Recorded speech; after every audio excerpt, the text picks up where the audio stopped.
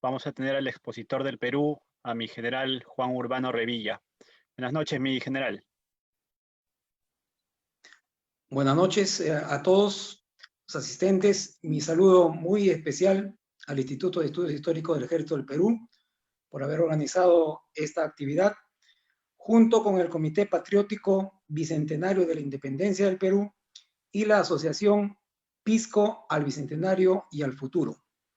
De igual manera, felicito a los dos expositores que me han antecedido por la brillante exposición presentada y de la cual, con la parte que me corresponde, espero complementar y cumplir con los objetivos que se han tratado para poder congregarnos para estas conferencias en ocasión de la Expedición Libertadora al Perú. Nos encontramos en el segundo evento.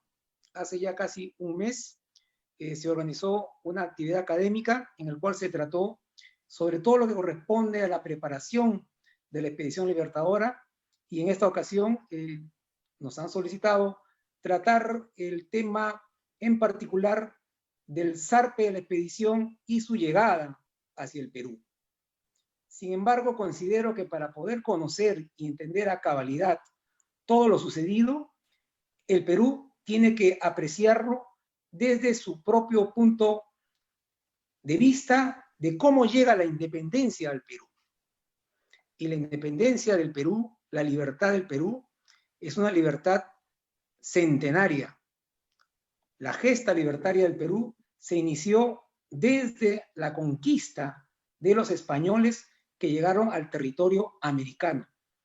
En el territorio americano existía un Estado con normas, con leyes sociales, con leyes morales, con producción, que fue conquistado. Eso era el Estado incaico. Este Estado rechaza la conquista desde sus propios inicios en 1532, y en 1536 levanta un ejército con Manco Inca nuevamente y enfrenta a la conquista hispana. Posteriormente, en 1572, levanta otro ejército con Juan Santos Atahualpa en las montañas.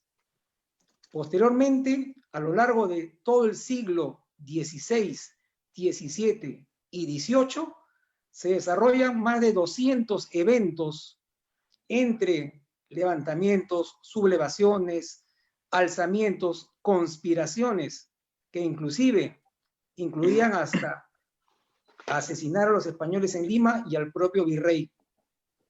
Todo ello fue aplacado duramente. Solamente basta mencionar, por ejemplo, el ejército de Túpac Amaru en 1780, y vale la pena mencionarlo porque tiene una relación trascendente en el tiempo. Fue el primer gesto libertario de América el que hizo Túpac Amaru y trascendió 50 años más adelante. Tal es así, por ejemplo, que en el Congreso de Tucumán de 1816, nuestro general Belgrano, que muy bien se ha mencionado, esgrimía como una posibilidad, inclusive hasta que se corone a un descendiente de Túpac Amaru, en una suerte de monarquía constitucional que obviamente no prosperó. Pero para que vean qué tan arraigada estaba la imagen de lo que se hizo desde el Perú para conquistar su independencia. Terminó el siglo XVIII y llegamos al siglo XIX.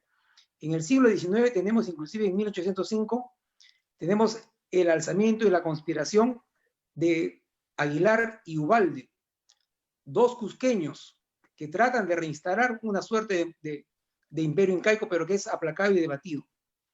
Sin embargo, vale la pena precisar que todo ello, todo lo sucedido con Aguilar y Ubalde hacia atrás, fue hecho antes de la crisis hispana en 1808, que determinó la Junta de Gobierno en el continente americano. Quiere decir que el esfuerzo libertario desde tierras peruanas por naturales y también en conjunción con criollos hasta mestizos, ejércitos que se formaron, se realizaron antes de la crisis de 1808, que derivó en la Junta de Gobierno y derivó en todos los movimientos de independentistas de la corriente del norte y del sur, que estamos llegando a la concreción final posteriormente a esa fecha. A partir de 1810 vemos que las provincias unidas en Buenos Aires empiezan a liberarse. En el Perú en 1811 también tenemos el movimiento de Cela en Tacna, que tenía relación con los movimientos rioplatenses. Tenemos en 1812 Junta de Gobierno en Huánuco, con la rebelión de los Panataguas y Juan José Crespo y Castillo. Y en 1814 la revolución de los hermanos Angulo y Pumacahua, gravísima y fundamental. Llegó a conquistar casi el 50% del virreinato del Perú y llegó a poner en jaque también al virrey en este entonces Abascal. Y en ese año 1814, haciendo uso de lo que son las historias conectadas, vemos que San Martín está planeando su campaña continental, que es lo que acabamos de mencionar en las exposiciones, traspasar los Andes desde Mendoza, llegar a Chile,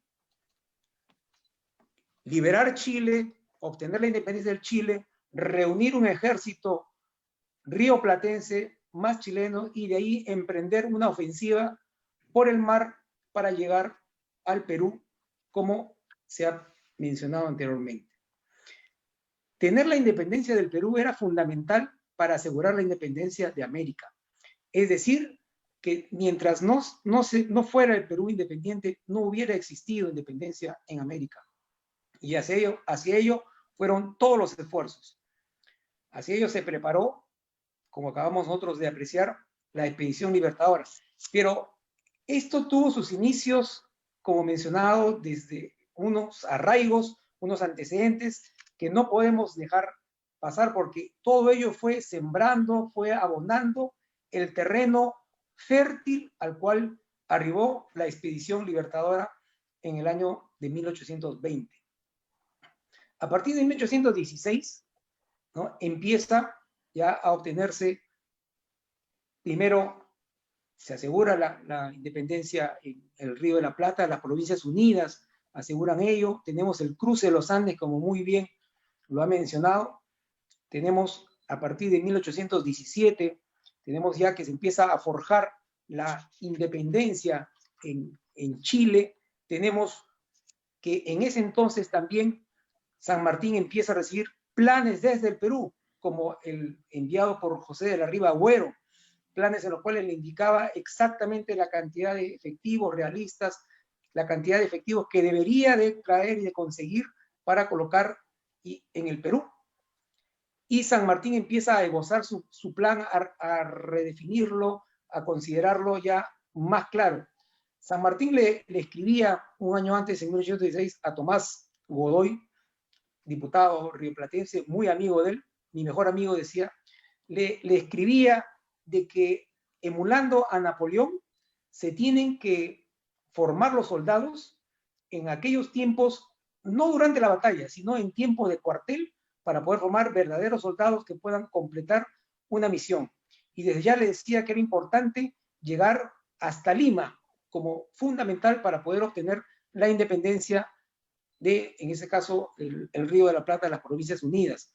Y ello era así porque efectivamente desde el Perú emergían todas las expediciones contrarrevolucionarias que conocemos, ¿no?, que salieron con el virrey Abascal y luego con el virrey Pezuela, ¿no?, tanto hacia el norte del Perú, hacia el norte del virreinato del Perú, hacia Quito, como también hacia La Paz, hacia Chuquisaca, hacia el mismo Chile en su momento, etc.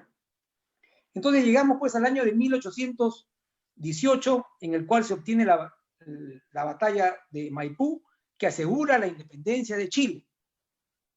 Asegura la independencia de Chile y ahí empieza a forjarse esa maquinaria de guerra que es la expedición libertadora.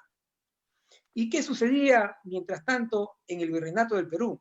El virrey Pezuela, en sus memorias, indica que en carta le escribía al ministro de guerra en España que la infidelidad estaba demasiado propagada en las provincias, de tal manera que le ofrecían de modo imprescindible reconcentrar las fuerzas.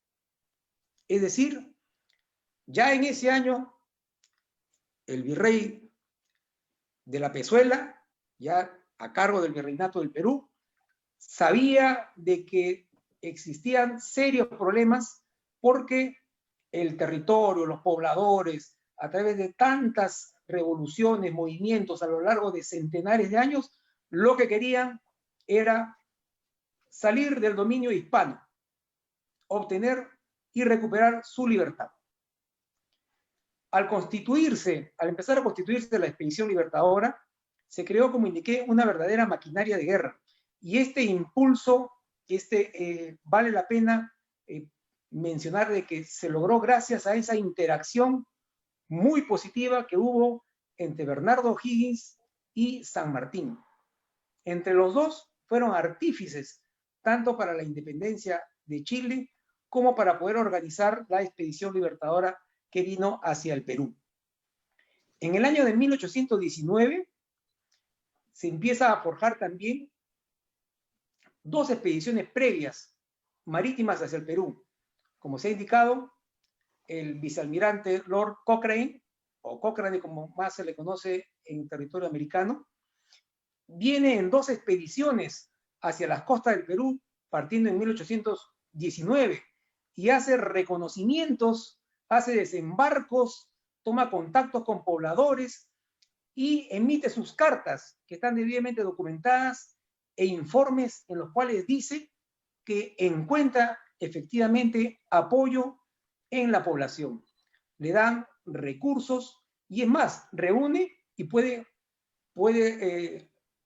juntar patriotas peruanos que se suman a la expedición libertadora desde la época en que estaba Thomas Cochrane aquí en el Perú. Uno de ellos, Francisco Vidal, el capitán Francisco Vidal, joven, valiente, aquel que regresando en la segunda expedición de Thomas Cochrane, Thomas Cochrane necesita tener éxitos y para lo cual se dirige hacia Valdivia y en un desembarco de tropas, casi en una expedición tipo comandos en la actualidad, ¿no? Una fuerza al mando del mayor William Miller, o Guillermo Miller, como lo conocemos, más el capitán Vidal, toman el fuerte San Carlos en Valdivia. Y Cochrane, en honor a Vidal, le coloca el nombre a ese castillo, a ese fuerte, Fuerte Vidal. Así está escrito y así efectivamente se materializó. Entonces vemos que empieza pues a construirse esta maquinaria de guerra en el cual el dominio del mar era fundamental. Para ello fue preciso, y este sistema de presas, como lo mencionó el expositor, fue tan impactante que, por ejemplo, cuando se captura el navío de guerra hispano María Isabel, vino el desbalance total para la Marina realista del Perú. De tal manera que a partir de esos momentos Pezuela vio que la guerra había cambiado, el equilibrio estratégico se había roto. Al crearse una marina poderosa y tener como eje de tráfico el mar, esto lo perdió el poder realista que estaba en el Perú, porque sus propias naves fueron tomadas, como fue esta fragata María Isabel, más 12 embarcaciones más que tenían ahí pertrechos, etcétera, con los cuales pues empieza el declive fundamental y Pezuela empieza ya a argumentar de que solamente podría salvarse el virreinato si es que no venía una expedición fuerte desde el continente, desde la península, para poder llegar y, según su apreciación, salvar los territorios de la corona aquí en el territorio americano. Entonces llegamos nosotros al año de 1820, en el cual está ya en plena ejecución, en plena construcción, esa expedición libertadora, compuesta, como se ha mencionado al detalle, por la división de los Andes, con efectivos rioplatenses, más la división de Chile, con efectivos chilenos, ¿no? 6 unidades en cada una de estas divisiones, En la división chilena, como se mencionó, algunas vinieron en cuadros, así lo denominamos, los jefes sin la tropa que después fueron completadas con los peruanos. ¿Qué más vino o qué más se articuló en esta expedición? Sin entrar en muchos detalles, ¿no? Los fusiles, 15.000. La expedición era 4.500 hombres. Trajeron 3 veces más la cantidad de fusiles, porque se pensaba, se tenía esa certeza de que se iba a poder conseguir mayor personal peruano a la hora de arribar al Perú. 2.000 sables, 35 piezas de artillería, 800 caballos, municionamiento, equipo, vestuarios, repuestos. Hay una lista tremenda, desde portafusiles, botones, hasta cañones y granadas. Y un detalle muy importante, que lo voy a hacer mención más adelante, venía una imprenta del ejército. Y esta imprenta va a tener un papel muy importante y muy fundamental. ¿Qué pasaba a la vez en el virreinato del Perú? ¿Sabía el virrey Pezuela que venía, que llegaba esta expedición libertadora al Perú?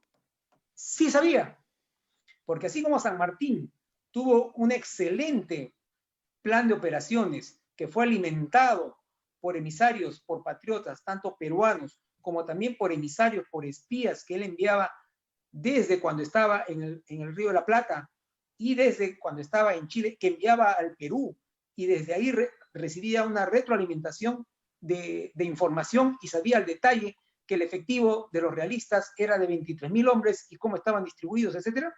De igual manera, también había una labor de espionaje buena de parte del virrey, y sabía exactamente la cantidad de naves, sabía los propósitos, sabía el qué y el cómo. Es decir, sabía que llegaba una expedición libertadora y que venía todo un convoy a través del mar. Lo que no sabía el virrey realista Pezuela era el cuándo y el dónde. Es decir, cuándo aparecían estas costas y dónde iban a desembarcar, por dónde iban a llegar. Entonces, aquí nos encontramos ante dos grandes planes. El plan de San Martín, por un lado, y el plan de Pezuela, por otro lado. Enfrentemos estos dos planes y desde aquí vamos a empezar, como dije al inicio, para comprender lo que es la independencia del Perú. Ingresamos a la etapa de las guerras decisivas para la independencia del Perú.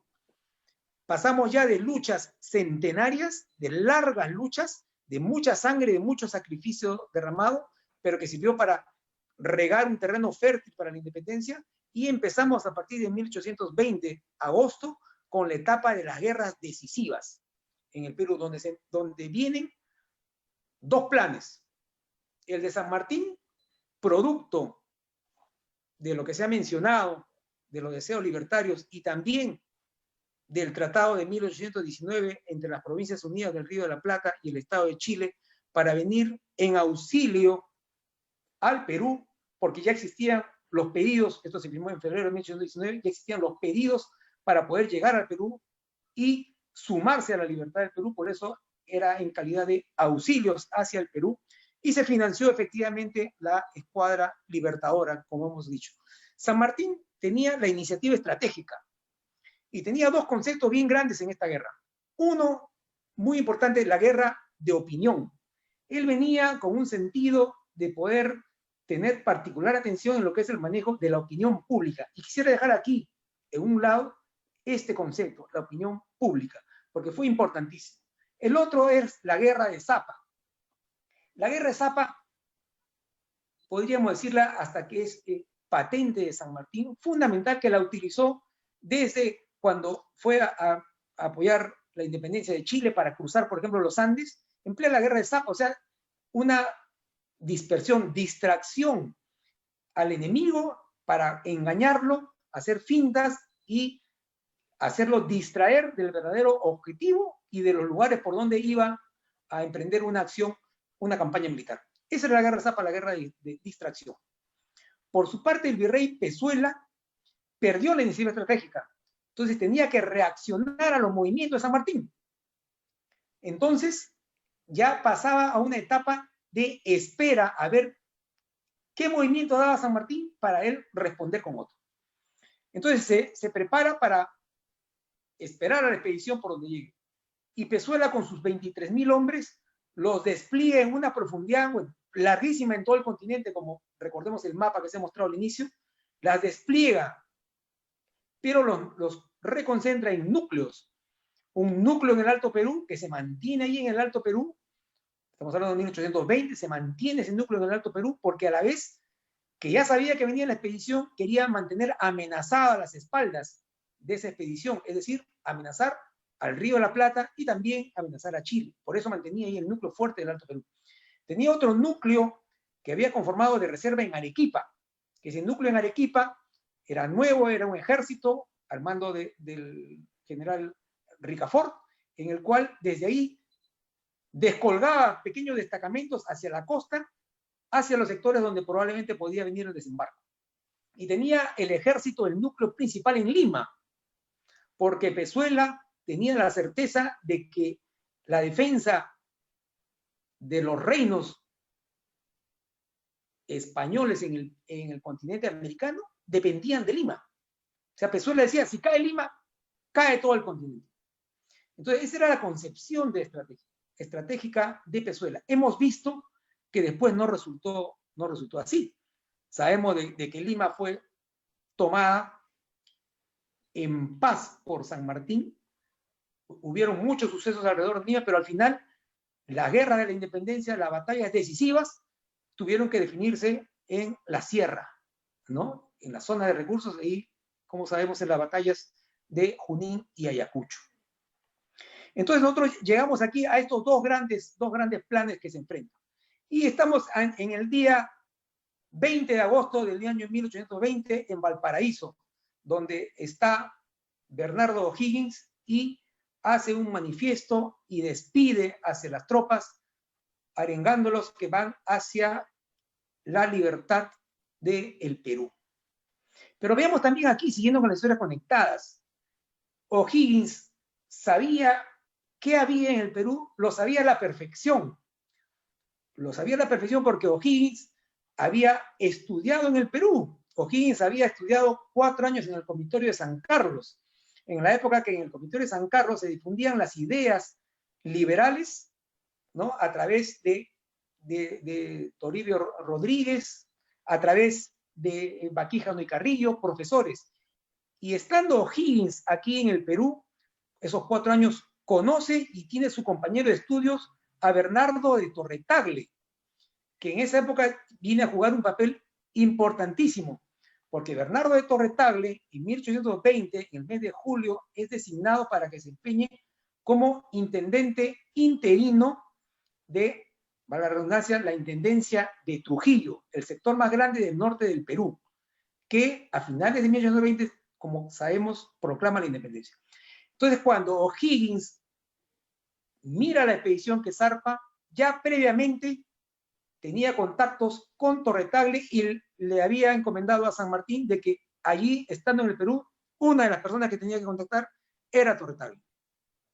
No solamente habían esos lazos académicos, que los lazos de estudio son los más fuertes, y eso lo podemos comprobar quienes hemos estado en aulas, más aún en aulas castrenses, y en aulas tan ideologizadas y tan importantes como era el Comitorio de San Carlos, el primero en América. Entonces, no solamente eso, habían otros lazos, habían lazos también de vínculo tipo familiar, porque Bernardo de Torretagle se había casado con una viuda, o sea, en segunda nupcia Bernardo de Torretagle se había casado con una viuda que había sido la viuda de Demetrio O'Higgins, un sobrino de Ambrosio O'Higgins, quien fue virrey, y a la vez era tío de Bernardo O'Higgins, o sea, tenía una familiaridad. La esposa de Bernardo de Torretagle había familiaridad con O'Higgins. Es decir, con el paso del tiempo, la señora, que se llama Mariana de Echevarría y Ulloa, le envía el árbol genealógico de O'Higgins a Bernardo O'Higgins.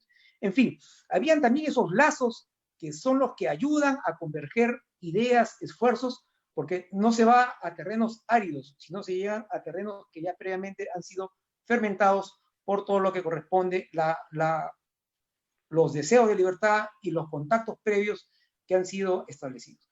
¿Quiénes más participaron en esta expedición libertadora? Estuvo también, aparte de San Martín, que tenía el comando general como capitán general de la expedición, tenemos al coronel mayor Toribio de Luzuriaga, en calidad de generales de división. Habían 2 generales de división en esa expedición. Uno de ellos, Juan Antonio Álvarez de Arenales, que tuvo una destacada actuación aquí en los campos del Perú, en la Sierra Central, una persona muy aguerrida, y Toribio de Luzuriaga, que había sido quien, cuando San Martín estuvo en Mendoza, preparando su ejército para libertar Chile, lo reemplaza en la gobernación de Cuyo y apoya a San Martín. Entonces, vemos aquí pues de que la patria americana es grande y pequeña, porque tenemos hombres que han sido conectados en el tiempo en diferentes circunstancias, nacidos en Lima, nacidos en otros territorios, en el Río de la Plata, en Santiago, pero que se han entrecruzado en este tiempo de las etapas decisivas por la independencia. ¿Qué otros peruanos? Solamente rescato 2 o 3 nombres nada más. Uno de ellos muy importante, Cayetano Requena, que se sumó a la expedición libertadora, que estuvo desde la época de la primera, segunda expedición de Cochrane, en 1819. Se sumó, y Cayetano Requena fue el vicario general castrense de la expedición. Los que somos soldados hasta el último día de nuestra existencia, sabemos qué tan importante es la fuerza moral que da a tener, a tener el apoyo espiritual de Dios, y esto se da a través del vicario, y estaba ahí el vicario. Y aquí también tenemos una suerte de la religión incluida en la guerra. Por ejemplo, este vicario Cayetano Heredia, ¿no?, cuando pasaba revista a las tropas durante previos a los embarques, había detectado que habían 2 peruanos que estaban como tripulantes, o sea, como marinería, pero le dice a San Martín de que esos peruanos voluntariamente quieren pasar al ejército, 2 soldados quieren pasar al ejército, y que son importantes porque conocen el territorio y se ofrecen a servir de guías para el desembarco y más adelante. Se sumaron muchas personas con nombres anónimas que se sumaron a esta expedición, como también un abogado, un arequipeño, Pedro Antonio Salamanca y Beniz, arequipeño que estuvo en Chile curándose su salud, pero al ver que se preparaba la expedición libertadora, pide incorporarse y sale hasta publicado en la Gaceta de Gobierno, porque pide así, como abogado que era, que se publique en la Gaceta de Gobierno su deseo de colaborar con la patria y que se le destine un puesto donde sea conveniente de acuerdo a su conocimiento. Y efectivamente vino en la expedición libertadora. Pero que decía que la religión también es parte de todo este escenario. Porque tenemos que la expedición libertadora, además de que tenía 7 buques de guerra, que ya se han mencionado, tenía 16 naves de transporte, y entre ellas había una nave que se llamaba Santa Rosa. Esa nave Santa Rosa es muy particular. Yo tengo la teoría de que el propio San Martín le pone nombre, porque San Martín era muy devoto de Santa Rosa. Es más, la campaña, o sea, esta expedición libertadora, San Martín la pone bajo la advocación de Santa Rosa de Lima. Entonces es Santa Rosa de Lima quien va guiando espiritualmente a todos ellos. Y hay una nave que se llama Santa Rosa. Y aquí también hay una pelea, digamos, entre a qué santo acojo, porque el virrey Abascal en el año 1811, Abascal, había designado a Santa Rosa como la santa realista por excelencia. Y hacia ahí depositaban los trofeos victoriosos, las campañas que partieron en 1809, 1810, hacia Quito, La Paz y Chile, como mencioné anteriormente. Entonces, ahí tenemos una suerte también de religiosidad que acompaña toda esta expedición. San Martín es una persona muy religiosa, acá les digo, cuando se va del Perú, en 1822, hace misas en honor a Santa Rosa de Lima. Entonces ahí tenemos pues un escenario, ¿no?, que está ahí a los alrededores de la expedición. Zarpa la expedición, dura 20 días esta travesía, solamente 20 días, pero vemos como para haber llegado a estos 20 días, todo lo que ha tenido que pasar. Para el Perú fueron centenares de años, para el Perú, porque Perú inició su lucha libertaria desde 1532. Y llegamos y podemos observar de que en esa travesía se presentan todas las contingencias que tienen que ver con un desplazamiento marítimo, pero para lo cual San Martín tenía la habilidad de que en su experiencia militar de 20 años bajo los ejércitos napoleónicos en la península, San Martín también había servido como infante de marina. Entonces San Martín tenía una experiencia también de poder conducir operaciones en el mar, y eso fue fundamental. La travesía tiene pues sucesos de ventarrones, tiene sucesos de lo que significa alejamientos provisionales de algunas naves, como por ejemplo la nave Águila, también el transporte se aleja, y en esta nave iban aproximadamente casi 800 soldados. Entonces, no se sabía cuál era el destino de estas naves. Se empleaba todo un plan de señales señales preestablecidas para poder comunicarse entre las naves de este convoy, para que tener la certeza de que si alguien se aleja, no es atacada por una nave enemiga, o no fondea, o no se pierde toda esa tropa que está ahí, una tropa que está hacinada, una tropa que está junta con el ganado equino, etc. O sea, una tropa que verdaderamente sentía el rigor de que era una campaña en el mar. Lo que hemos tenido la oportunidad de viajar en buques, sabemos pues de que uno duerme en una litera en la cual no puede ni moverse.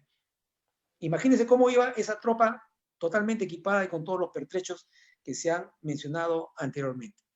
Entonces, por ejemplo, una nave se separa del convoy, que es la nave Águila, y para poder ir hacia su encuentro, se hace un transbordo entre otras dos naves para poder aumentar efectivos en una nave e ir hacia su apoyo, en previsión de que esta nave Águila fuera atacada por una nave realista u otra más. Se reincorpora esa nave, pero la nave que se pensó que se había perdido casualmente era la nave Santa Rosa, porque la nave Santa Rosa se alejó del convoy y solamente llegó, como sabemos ahora, al destino, a puerto de destino, 6 días después de las demás, y ahí iba ganado. Entonces Santa Rosa tenía que llegar al Perú y llegó. Entonces vemos pues este desplazamiento, y aquí hay un día muy, muy importante.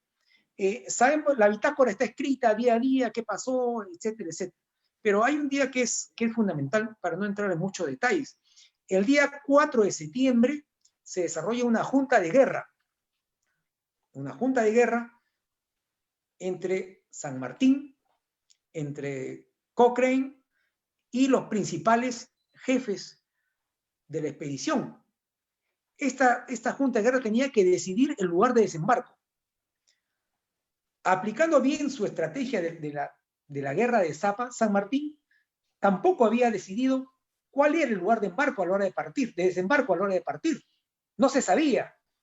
Y esto es uno de los usos marítimos importantísimos. También fue usado, por ejemplo, si me remonto a años atrás, cuando venía la expedición de Pablo Morillo en 1814, que partía de España hacia el continente americano, no se sabía hacia dónde, cuál era el lugar de desembarco. Se pensaba que era Buenos Aires y al final desembarcó en las costas de Nueva Granada, en el norte. Y bueno, otra fue la general, historia. Disculpe, 3 minutos más, mi general, disculpe, para poder continuar. Entonces, nos encontramos en que hay 3 lugares de desembarco. 3 lugares que son: uno, Trujillo, en el norte; otro, Chilca, cerca a Lima, que era impulsado por Thomas Cochrane; y el tercero, en Paracas, Pisco. Al final se decidió Paracas-Pisco. Se decidió porque era el que tenía muchas más ventajas en cuanto a recursos, en cuanto a ganado que iban a obtener, al apoyo de la población. Había sido reconocido previamente por Thomas Cochrane. Había una cantidad de esclavos significativa que para San Martín era importante, porque muchas de las tropas de San Martín fueron esclavos y que los empleó. Para ellos eran sus mejores soldados de infantería y también de caballería. Y San Martín emite 3 proclamas, y con esto voy a finalizar mi exposición.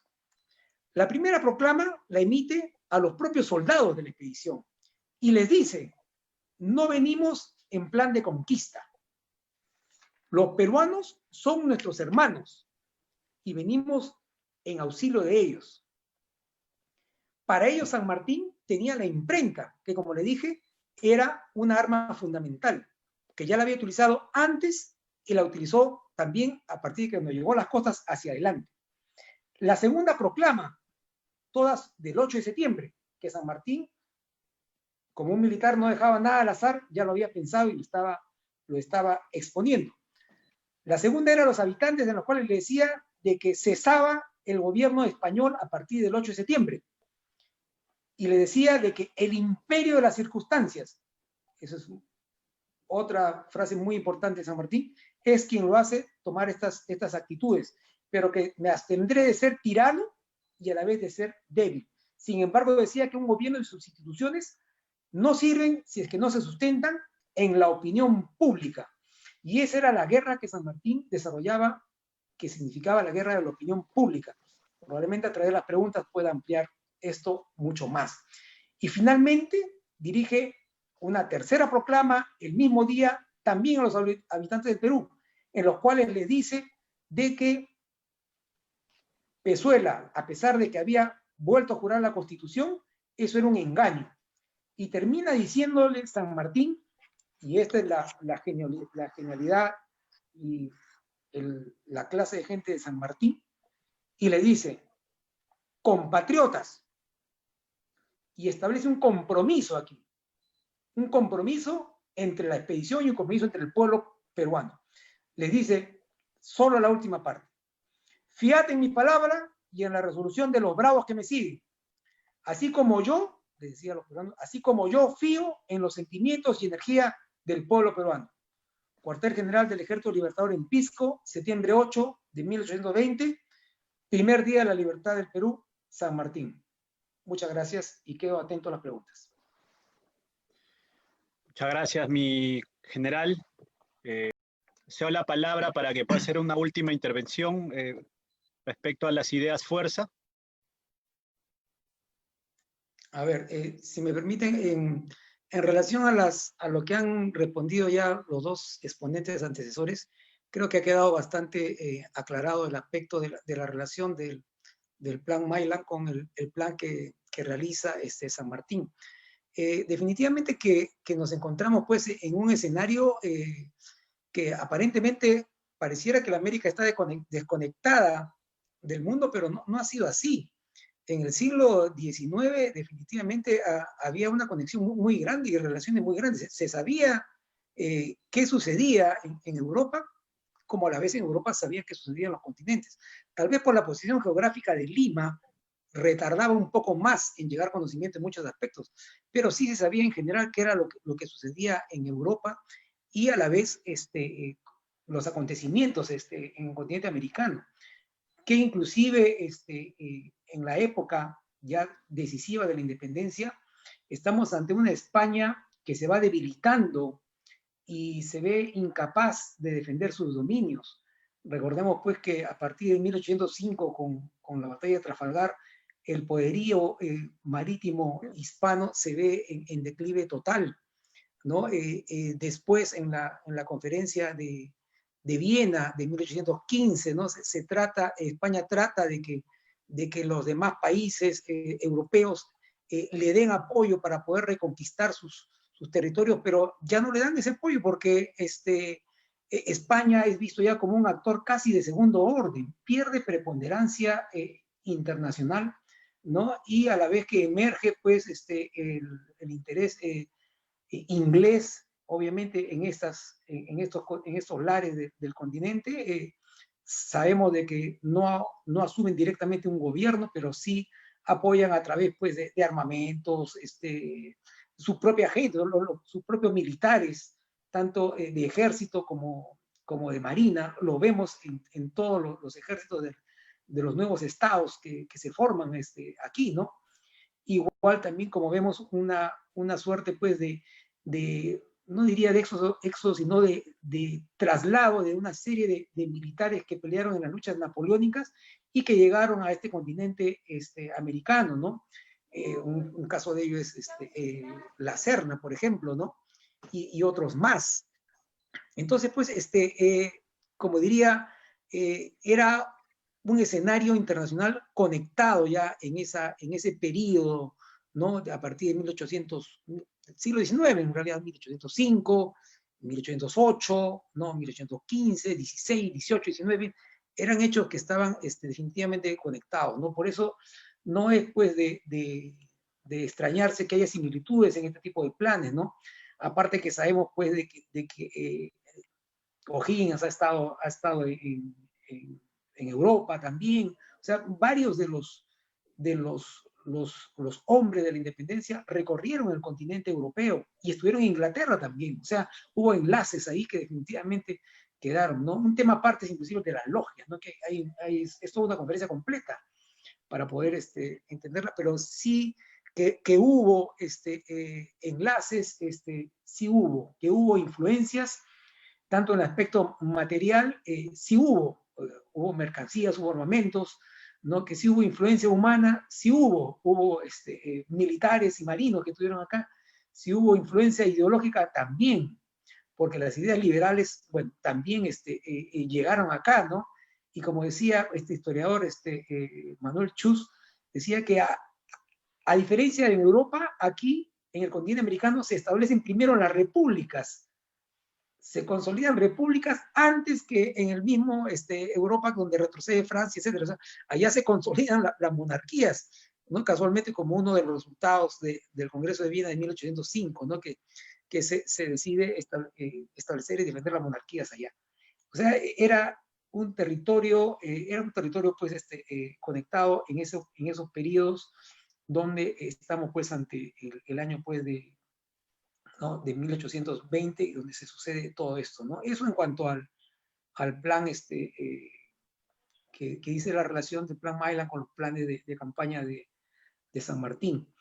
Si me permite, de repente aquí también podría yo decir de que San Martín tenía como plan su guerra de opinión, como lo había mencionado, ¿no? Y él decía pues de que él no veía que la lucha en el Perú no es común, no es una guerra de conquista ni de gloria, sino que es una guerra estrictamente de opinión. O sea, quería ganar la opinión. Nosotros sabemos que en una guerra convencional solamente se gana la guerra cuando se quiebra la voluntad de lucha del adversario. Entonces, San Martín tenía esos conceptos de que tenía que ganar la opinión pública. Por eso es que tenía como una herramienta fundamental lo que mencioné, la imprenta.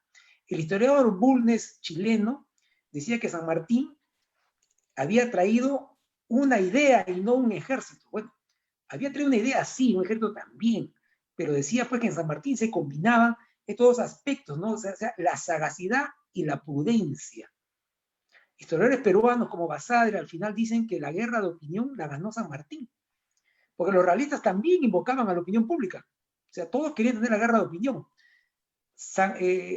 Basadre también cita a Pasoldán y cita a La Abeja Republicana, un periódico de ese periodo de 1821-1823, en los cuales decía pues de que sin la opinión pública San Martín hubiera tenido que reembarcarse.